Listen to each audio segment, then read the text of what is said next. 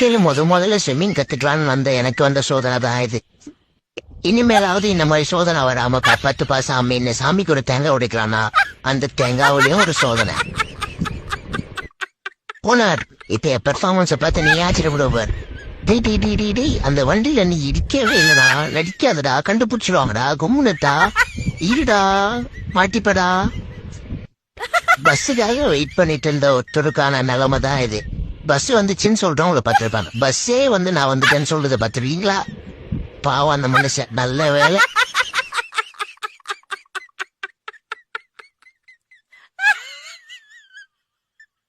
வாழ்க்கையில எவ்வளவு வகையான பார்க்கிங் பார்த்துருப்பீங்க. ஆனா இந்த மாதிரி பார்க்கிங் பார்த்துருக்கீங்களா?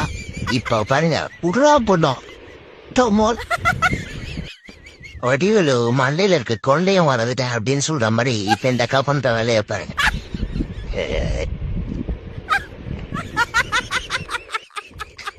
விண்டோ ஷாப்பிங் கேள்விப்பட்டிருப்பீங்க, ஆனா பைக்லயே போய் ஷாப்பிங் பண்ணது பார்த்துருக்கீங்களா?